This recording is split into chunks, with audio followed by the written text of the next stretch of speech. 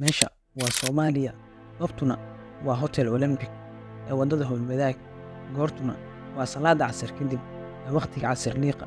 Kuwanina waa kooxo ciidan oo ka kooban 23 diyaaradood, 12 gaari iyo ciidamada gaarka ah ee Delta Force.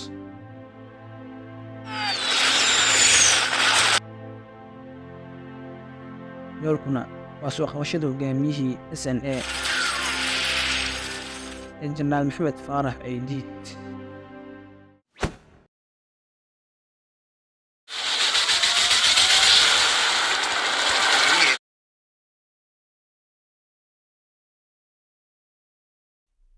Sanadu waa 1992 waxaana xilka dalka xilligaasi hayay Jenaraal Maxamed Faarax Ciidiid isagoo ku qabsaday xilligaasi qaab afgembi ah.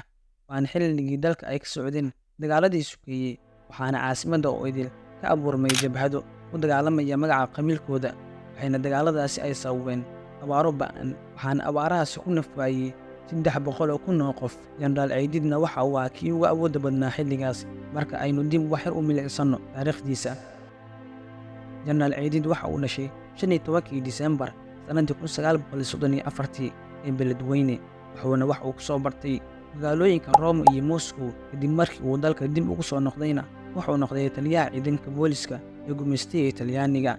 Kadibna waxa uu noqday sariye guuto oo ka tirsan ciidanka xoogga dalka Soomaaliyeed, wuxuuna noqday gudoomiyaha ururka SNA. Isaga iyo kooxo kale oo hubeysan ayaa mucaarad ku ah xukunkii Siyaad Barre, isagana waxa uu ku guuleystay inuu rido taliskii Maxamed Siyaad Barre ee markaasi 22 jirsaday. Kadib markii uu bilaabmay dagaalkii sukeeye ee Soomaaliya ee 1991, Ciidiid waxa uu lahaa hami ah inuu noqdo madaxweynaha cusub ee Soomaaliya, wuxuuna bilaabay inuu xulufo iyo midowga la raadiyo ururadii kale ee siyaasadda iyo ciidamada si loo dhiso dowlad qaran.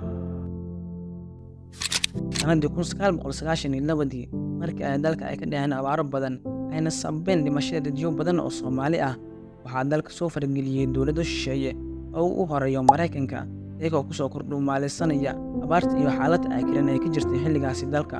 wuxuuna Mareykanka uu dalka ku soo daadgureeyey 20,000 oo askari. Abriil 1993, Jenaraal Ciidiid waxa uu sugayay inuu Mareykanka uu ka baxo dalka kadib markii uu caawiyey dadkii ay saameeyeen abaaraha, balse Mareykanka waxa uu shaaciyey dagaal toos ah aan gabasho lahayn, isagoo sheegay inuu ka shaqeynayo nabadda iyo amniga, khaasatan uu rabo inuu xilka uu ka tuuro Jenaraal Ciidiid. Waxayna keensadeen diyaaradda Black Hawk iyo ciidamada gaarka ah ee Delta Force. Qorshuhuna waxa uu ahaa in 3 bil gudahooda lagu soo afjaro Jenaraal Ciidiid.